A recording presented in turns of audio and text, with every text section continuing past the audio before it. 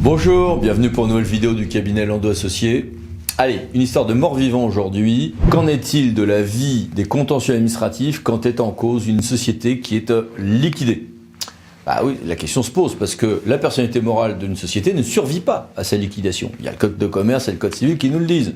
Mais même après sa mort, la société peut, un peu façon Walking Dead, continuer de bouger, de défendre ses intérêts, y compris devant le juge administratif. Même après une liquidation judiciaire, une société peut désigner un liquidateur amiable, demander un mandataire ad hoc, liquidateur amiable pour le recouvrement de ses séances. En 2008, le Conseil d'État avait d'ailleurs déduit de tout ceci que est recevable une demande présentée par un de ces liquidateurs amiables d'une société, présentée devant le juge administratif, pour l'indemnisation d'un préjudice subi, en l'occurrence pour des délais excessifs. Donc, 28 novembre 2008.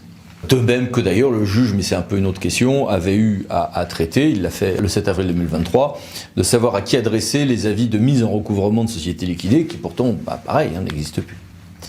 Dans la continuité de la décision de 2008 qu'on a évoquée tout à l'heure, la Haute Assemblée avait même admis que, après la clôture de sa liquidation, la société morte-vivante peut demander la désignation par le tribunal de commerce d'un mandataire ad hoc, ce qui va d'ailleurs entraîner une suspension, en attendant que le juge administratif ait un interlocuteur à cet effet.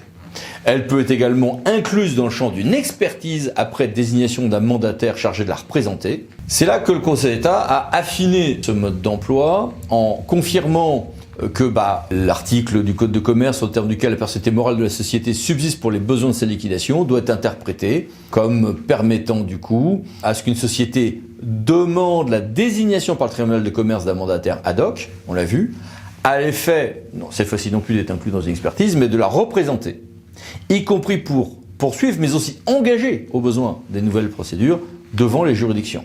Là, on est vraiment dans la continuité de ce qui était déjà dit. Mais on a une formulation qui est intéressante, c'est que la perte de personnalité morale de la société, en cours d'instance, ne la prive pas d'objet de sa requête, et puis elle peut faire même des nouvelles requêtes. Et conséquence intéressante aussi, c'est que l'office du juge est précisé par le Conseil d'État. Si il y a une demande de nomination, par exemple, d'un mandataire ad hoc, eh bien, le juge pourra statuer dès lors que l'affaire est en état d'être jugée à la date où il est informé de la liquidation. Mais si l'affaire n'est pas en état d'être jugée, il va surseoir à statuer pour permettre à la société de demander au tribunal de commerce la désignation d'un administrateur ad hoc. Voici l'effet de l'espèce que je vous mets ici pour le cas où ça vous intéresserait.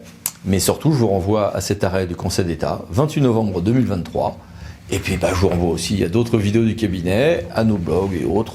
Pensez à vous abonner. Allez, à bientôt. Merci, au revoir.